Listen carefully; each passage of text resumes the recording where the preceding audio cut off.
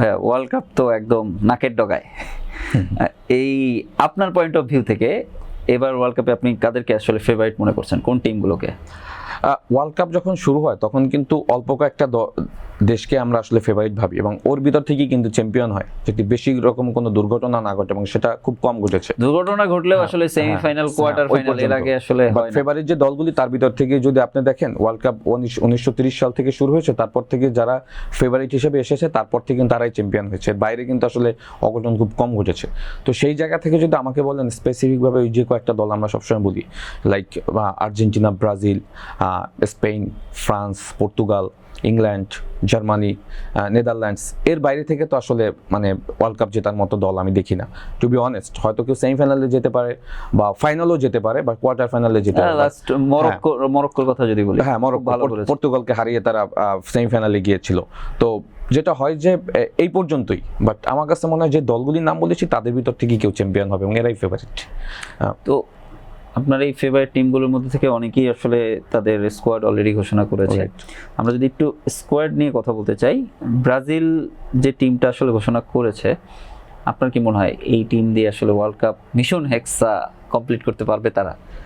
Of course Brazil যে squad নিয়ে world কাপে আসুক না কেন, সবসময়ের জন্য তারা ওয়ার্ল্ড কাপ জিততেই আসে এবং তাদের নামের সাথে একটা ওই স্পিডটা আছে যে ভালো খেলে এবং 5 বারের বিশ্বকাপ চ্যাম্পিয়ন সব থেকে বেশি। তো সেই জায়গা থেকে ওয়ার্ল্ড কাপ স্কোয়াড যদি ঘোষণার সিস্টেমটা দেখেন, এটা পৃথিবীতে একমাত্র ব্রাজিলই করে। হ্যাঁ, যে তারা আসলে 700 সাংবাদিক সামনে রেখে, এটা কিন্তু তারা প্রত্যেক ওয়ার্ল্ড কাপের আগেই করে। তাদের কোচ ডিক্লেয়ার দেয় এবং তাদের ফ্যান্স, তাদের সাংবাদিক, তাদের ফ্যামিলি, যারা স্কোয়াডের প্লেয়ার, তারা কিন্তু সবসময় টিভি স্ক্রিনের সামনে ওয়েট করে। লাইভ প্রোগ্রামটা হয় এবং সেখান থেকে কিন্তু তারা প্লেয়ার অ্যানাউন্সমেন্ট করে, এবং কার্লো আনচেলত্তি কিন্তু সেটাই করেছে। এবং এবার ওয়ার্ল্ড কাপ স্কোয়াডটা যদি দেখেন, একটু ডিফারেন্ট হয়েছে এই কারণে, কারণ নেইমার থাকবে কি থাকবে না ওইটা নিয়ে কিন্তু সারা পৃথিবীতে একটা অন্যরকম আলোচনা ছিল। কারণ নেইমারের স্কোয়াডে থাকাটা নিয়ে কিন্তু কিছুটা সময় সংশয় ছিল, কারণ কার্লো আনচেলত্তি একটা সময় তার ইন্টারভিউতে বলেছে যে পুরো ফিট নেইমারকে না পেলে আমি হয়তো দলের স্কোয়াডে রাখতে পারবো না, এবং নেইমারকে রাখতে গিয়ে আমি অন্য একজন ভালো প্লেয়ারকে বাদ দিতে পারবো না, এরকম কিন্তু সে বেশ কয়েকবার ইন্টারভিউতে বলেছে। সুতরাং এবারের স্কোয়াডটা যখন সে ডিক্লেয়ার দেয়, তখন কিন্তু সবার মানে ওই জায়গাটাই ছিল, ফোকাস ছিল, এবং নেইমার দলে থাকবে কিনা। ফরচুনেট অবশ্যই নেইমার দলে রয়েছে, এবং আপনি যেটা বলেছেন যে এই দলটা নিয়ে ব্রাজিল কতদূর জিতে পারবে, চ্যাম্পিয়ন হতে পারবে কিনা, আমি বলবো যে চ্যাম্পিয়ন হওয়ার মতো দলই ব্রাজিল স্কোয়াডে রয়েছে। ব্রাজিল যে স্কোয়াড দিয়েছে সেখানে যদি আপনি দেখেন, মানে স্কোয়াডের মধ্যে আপনার কাছে মনে হয় ওদের মানে ব্রাজিলের স্ট্রং পার্টটা কোন জায়গাটা হয়েছে? অবশ্যই আপনার ওয়ার্ল্ড কাপ জিততে গেলে ম্যাচ উইনিং প্লেয়ার লাগে অনেক বেশি। হ্যাঁ, ম্যাচ উইনিং প্লেয়ার লাগে বেশি। Football is a team game. হ্যাঁ, এটা এখন আপনি 2 গোল দিয়ে 3 গোল খেয়ে গেলেন, হ্যাঁ, তো আপনি ম্যাচ জিততে পারবেন না। সো স্ট্রং পয়েন্ট আপনাকে প্রত্যেকটা ডিপার্টমেন্টেই লাগবে। আপনি যদি গোলকিপারে দেখেন, হ্যাঁ, এখানে এলিসন, বেকারের মতো গোলকিপার রয়েছে। হ্যাঁ, সুতরাং এবং ডিফেন্ডাররা যদি দেখেন, হ্যাঁ, আর্সেনালকে চ্যাম্পিয়ন করেছে Gabriel Marquinhos, Paris Saint German আপনার চ্যাম্পিয়ন্স লিগ ফাইনাল খেলবে, এবং ওদিকে কিন্তু লিগ 1ও জিতেছে। সো এই ধরনের দুজন সেন্টার ব্যাক কিন্তু আপনার দলে রয়েছে। মিডফিল্ডে যদি দেখেন, আপনি ক্যাসিমিরোকে রেখেছে, হ্যাঁ, খুবই এক্সপিরিয়েন্স। গেমেরেস রয়েছে নিউক্যাসেলের, দুর্দান্ত মিডফিল্ড প্যাটার্ন রয়েছে। সামনের দিকটা যদি দেখেন, নেইমারকে ইউজ করবে কিনা, নেইমারকে যদি ইউজ করে তখন হয়তো সলিড দুজন হোল্ডিং মিডফিল্ডার রাখবে, গেমেরেস এবং আপনার ক্যাসিমিরো, এদেরকে রেখে কিন্তু নেইমারকে সামনে যদি রাখে, সামনে যদি দেখেন আরও কত ইম্পর্টেন্ট প্লেয়ার আছে, ভিনিসিয়াস জুনিয়র, রাফিনিয়া। আমি এটা বলতেছিলাম যে রাফিনা আর ভিনির মতো দুইজন প্লেয়ার আছে, পারফর্মার। হ্যাঁ, সো এখানে আবার একটু আছে যে আমি সোশ্যাল মিডিয়ায় অনেক ফ্যানদেরকে বলতে দেখছিলাম যে এরা আসলে ক্লাবেই ভালো করে, টিমে লাস্ট কিন্তু এদের খুব একটা ভালো কম্বিনেশন পাওয়া যায়নি। সো এই চ্যালেঞ্জটা কি মোকাবেলা করতে পারবে? মেইন চ্যালেঞ্জ হলো কার্লো আনচেলত্তির চ্যালেঞ্জটা এরকম। আপনি যদি দেখেন আসলে কোন ফরমেশনে খেলবে, নেইমারকে খেলাবে কিনা। দেখেন এখানে কিন্তু একজন প্লেয়ারকে আমি স্পেশালি মিস করব। হ্যাঁ, আপনি যদি দেখেন তাদের স্কোয়াড থেকে চেলসির নেতো পেড্রোকে কিন্তু বাদ দিয়ে দিয়েছে। হ্যাঁ, বাদ দিয়ে দিয়েছে কারণ নেইমারকে রাখতে গিয়ে এই প্লেয়ারটাকে নিতে পারেনি। আপনি যদি দেখেন চেলসিতে তার কন্ট্রিবিউশন, হ্যাঁ, এবছর সে 27 গোল করেছে, লিগে 20 গোল, অন্যান্য টুর্নামেন্টে আরও 7 গোল। দুর্দান্ত প্লেয়ার। এবং লাস্ট কোন ম্যাচে আমি ম্যাচটা ভুলে গেছি, যে বাইসাইকেল যে একটা গোল করেছে, দুর্দান্ত, যদিও ম্যাচটা হেরেছে। সো এই ধরনের প্লেয়ারকেও কিন্তু আপনি বাদ দিয়েছেন। সো দেখতে হবে তো দলের স্ট্রং পয়েন্ট কিন্তু অনেক রয়েছে, এবং আপনি যেটা বলেছেন যে রাফিনিয়া, ভিনিসিয়াস জুনিয়র মতো প্লেয়ার সামনে রয়েছে, এবং ইগোর থিয়াগো তাদের মেইন স্ট্রাইকার, একে ইউজ করবেন কিনা। সো মেইন চ্যালেঞ্জটা কিন্তু থাকবে আপনার কার্লো আনচেলত্তির। আপনি নেইমারকে ইউজ করতে গিয়ে কি আপনি স্ট্রাইকার পজিশনে ইগোর থিয়াগো খেলাবেন কিনা, বা 4-3-3 ফরমেশনে আপনি 3জন প্লেয়ারকে খেলাবেন কিনা, রাফিনা, নেইমার জুনিয়র এবং ভিনিসিয়াস জুনিয়র। হ্যাঁ, তখন আপনি 3জন মিডফিল্ডে কাকে দিবেন।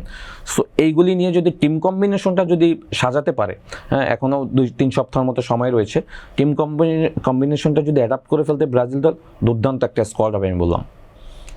একটা মজার নিউজ পড়ছিলাম যে নেইমারের সাথে কোচের কথা হয়েছে যে তুমি যদি সোশ্যাল মিডিয়া বাদ দিয়ে ফুললি খেলায় ফোকাস থাকো, তোমার ফিট থাকার উপর বেস করে তুমি যতটুকু সময় খেলতে পারো ওইভাবে করে টিমে তাকে দেওয়া হবে। তাকে যে টিমে নেওয়া হয়েছে এটারও 3-4টা কন্টেন্ট সে সোশ্যাল মিডিয়া অলরেডি দিয়ে দিয়েছে। সো সে তো এখন সোশ্যাল মিডিয়ায় খুবই অ্যাক্টিভ। কি মনে হয় যে সে কি ওই জায়গা থেকে বের হয়ে তার প্রফেশনাল ফুটবলটা খেলতে পারবে? নেইমারের মেন্টাল স্ট্রেংথ কিন্তু সবার থেকে বেশি। ব্রাজিলিয়ানদের সে অনেক বড় বড় জায়গায় খেলেছে। মেন্টাল স্ট্রেংথ নিয়ে কিন্তু আমাদের কোনো কোশ্চেন থাকবে না। কোশ্চেন থাকবে নেইমারের একটা ব্যাপারে, সেটা হলো যে ফিটনেস তার আসলে কোন লেভেলে থাকবে, আর ইনজুরি কনসার্ন হলো সব থেকে বড় ব্যাপার। কারণ নেইমার লাস্ট, হ্যাঁ আপনি যদি দেখেন 2 বছরে 17 থেকে 18 বছর ইনজুরিতে পড়েছে। কখনো অ্যাঙ্কেল ইনজুরি, কখনো নিয়ের ইনজুরি, কখনো এসিএল ইনজুরি, অনেক ইনজুরি, বড় বড় ইনজুরিগুলো কিন্তু সে রিকভার করেও কিন্তু সে ওই মেন্টাল স্ট্রেংথ দেখেই কিন্তু ওয়ার্ল্ড কাপে স্কোয়াডে এসেছে। কারণ এই মেজর ইনজুরিগুলি রিকভার করে আবার ফুটবলে ব্যাক করতে পারে, হ্যাঁ সো সেইটা সে কিন্তু করে দেখিয়েছে। আপনি যদি লাস্ট ওয়ার্ল্ড কাপে ক্রোয়েশিয়ার ম্যাচটার কথা মনে থাকে, যেটাতে এক গোলে লিড নিয়েছিল, নেইমার কিন্তু কম্বিনেশন গোলটা নেইমার করেছিল, সুপার একটা গোল ছিল। ব্রাজিল দলের জন্য নেইমার কতটা ইম্পর্টেন্ট সেটা তো হিস্ট্রি বলে দেয়, বিকজ এই মুহূর্তে নেইমার কিন্তু ব্রাজিলের সর্বকালের মানে সব থেকে বেশি গোল করা প্লেয়ার, হাইয়েস্ট স্কোরার। হ্যাঁ, সো তার কন্ট্রিবিউশন নিয়ে তো কোনো কথা নেই। মেইন ফ্যাক্ট হলো কার্লো যেটা বলেছে, ইটস ভেরি ইম্পর্টেন্ট। টেকনিক্যাল জায়গা থেকে আপনাকে দেখতে হবে যে সে আসলে পুরো ফিট কিনা, হ্যাঁ এই স্কোয়াডের সাথে আসলে সে পুরোটা মানে অ্যাডাপ্ট করে খেলতে পারছে কিনা। এই দিকগুলি যদি সে মেনটেন করতে পারে, নেইমার হবে আমার মনে হয় যে ব্রাজিল দলের সব থেকে কি প্লেয়ার। কারণ আপনার ফিটনেস কিছুটা কম থাকলেও সেটা আপনি রিকভার করতে পারবেন ফুটবল ব্রেন দিয়া, বিকজ আপনি কিন্তু ব্রেনটা কাউকে দেননি। এইখানে একটা পয়েন্ট হচ্ছে, নেইমার যদি পারফর্ম ঠিক মতো নাও করতে পারে, তার 100% দিতে পারছে না, কিন্তু সে যদি মাঠে থাকে তাকে সামলানোর জন্য প্রতিপক্ষের 2-3 জন তাকে নিয়ে ব্যস্ত থাকবে। এইটা কিন্তু বড় একটা অ্যাডভান্টেজ ব্রাজিলের জন্য। অবশ্যই নেইমার, মেসি, রোনালদো, হ্যাঁ এদের জন্য তো 3-4 জন এমনি, কারণ এরা কিন্তু সারা ম্যাচে হয়তো 10 কিলোমিটার রান করবে না, হ্যাঁ বা 12 কিলোমিটার রান করবে না, বাট 2-3টা এমন ইম্পর্টেন্ট মুভমেন্ট করবে যেটা খেলা মোমেন্টটা চেঞ্জ করে দিবে। রাইট, হ্যাঁ কারণ লাস্ট ক্রোয়েশিয়ার ম্যাচে এক্সাম্পলটা আবার দিই, গোল হচ্ছিল না 1-2 করেই কিন্তু নেইমার গোল করে দিয়েছে, আপনার যদি মনে থাকে। সো নেইমার দ্যাট প্লেয়ার, যে কোনো সময় খেলা মোমেন্টামটা কিন্তু সে ঘুরিয়ে দিতে পারে, ওই ক্যাপাবিলিটি তার রয়েছে। এবং যেটা হয়েছে নট অনলি নেইমারের আশেপাশে প্লেয়ারদেরকেও আপনি দেখতে হবে, হ্যাঁ রাফিনিয়া, ভিনিসিয়াস জুনিয়র পিছন থেকে যদি এই নেইমার ছাড়াও কাকে আপনি মনে হচ্ছেন যে এরা গেম চেঞ্জার হতে পারে ব্রাজিলের জন্য? অবশ্যই রাফিনা, ভিনিসিয়াস জুনিয়র এই মুহূর্তে ওয়ার্ল্ড ফুটবলের সব থেকে ডমিনেটিং। রিয়াল মাদ্রিদ, বার্সেলোনাকে তারাই তো একদম টেনে নিয়ে আসে। স্পেশালি রাফিনার কথা যদি বলি, রাফিনা যদি ক্লিক করে তখন অপোনেন্ট যত স্ট্রং হোক না কেন, হ্যাঁ রাফিনার ম্যাচ ডেতে রাফিনাকে আপনি যদি ওর বেস্ট পারফর্ম করে ফেলতে পারে, ভিনিসিয়াস যদি তার বেস্ট, যদিও এখন পর্যন্ত ভিনিসিয়াস জুনিয়ররা কিন্তু ব্রাজিল দলে তেমন কোনো কন্ট্রিবিউশন করতে পারেনি, হ্যাঁ সো সেই জায়গা থেকে যদি এই ওয়ার্ল্ড কাপে যদি তারা ক্লিক করে ফেলে, এটা কিন্তু অপোনেন্টের জন্য খুব মানে আমি বলবো যে খুব ভয়ঙ্কর হবে। এবং সেই জায়গা থেকে তাদের স্কোয়াড ডেপথ অনেক স্ট্রং, এবং যেটা বললাম যে ডিফেন্স, মিডফিল্ড, অ্যাটাকিং থার্ড, এবং অ্যাট দ্য সেম টাইম তাদের reserve bench lot of quality player রয়েছে সেখানে। সুতরাং এবং আমি যেটা বললাম যে ইগোর থিয়াগো, হ্যাঁ যে স্ট্রাইকার, হ্যাঁ ব্রানফোর্ডের মানে সুপার পারফর্ম করছে এবং 20 গোল করে ফেলেছে আপনার ইংলিশ প্রিমিয়ার লিগের মতো জায়গায়। তো সেও কিন্তু এখন দুর্দান্ত ফর্মে রয়েছে। মার্টিনেলি, গাব্রিয়েল মার্টিনেলি ভুলে গেছি, কয়জনের নাম বলবো, সুপার মানে মার্টিনেলি আমি বলবো যে সুপার প্লেয়ার, হ্যাঁ সো এরা যদি আপনার ফ্লাশ করে ফেলে মানে তখন তো আসলে আমি যেটা বললাম যে এই স্কোয়াডটা কিন্তু ওয়ার্ল্ড কাপ উইন করার মতো স্কোয়াড। এনরিক এখন একটু চিন্তার বিষয় আছে, মানে এইখানে আমি আপনার সাথে মানে একটু ডিফেন্ড করি। মানে কার্লো যখন স্কোয়াডটা দিয়েছে, এনরিকে তো রিয়াল মাদ্রিদ ওকে লোনে দিয়েছে, হ্যাঁ সো যেটা হয়েছে যে এনরিকের থেকে ওই যে আমি বললাম যে হ্যাঁ আপনার এখানে যদি পেড্রোকে সে যদি নিতে পারতো এটা আরও বেটার হতো। সে কার্লো আনচেলত্তি ডেফিনেটলি তার প্ল্যান থেকে সে করেছে, বাট এনরিক হয়তো ম্যাচ উইনিং প্লেয়ার বা গেম চেঞ্জারও হতে পারে, কিছু কিছু মোমেন্টে। হ্যাঁ, সো ওই চিন্তা করে কিন্তু দলের স্কোয়াডে নিয়েছে। ওয়ার্ল্ড কাপ আসলে ডিফারেন্ট অনেক কিছু চিন্তা করে কিন্তু স্কোয়াড করা হয়, সত্যি কথা। এখানে আপনার পারফর্মার তো আছেই, তারপরেও কিন্তু কিছু কিছু মোমেন্টে ম্যাচ অনুযায়ী চিন্তা করে যে আমি এই সময় এই ম্যাচে খেলাবো, এই ম্যাচে নতুন একটা 11 নামাবো, এরকমই চিন্তা করে কিন্তু স্কোয়াড দেওয়া হয়। সো কার্লো আনচেলত্তি তো ডেফিনেটলি ওয়ার্ল্ড ফুটবল আমরা জানি তার নলেজ কত, কোচিং নলেজ, সেই জায়গা থেকে আমি বলবো যে সে কিন্তু অনেকগুলো চ্যাম্পিয়ন্স লিগ জিতেছে, লিগ জিতেছে, নিজে প্লেয়ার ছিল। সুতরাং সেই জায়গা থেকে আমি বলবো যে কার্লো আনচেলত্তি, মানে আমি বলবো যে যেটা বলি আমরা যে ব্রাজিল হেক্সা মিশন কমপ্লিট করতে পারবে কিনা, এটা হয়ে যেতে পারে। ব্রাজিলের জন্য ভাই এবার কিন্তু 2টা হেক্সা, মানে জিতলে মানে চ্যাম্পিয়ন হেক্সা, না হারলে হারার হেক্সা, রাইট, 6টা বিশ্বকাপ।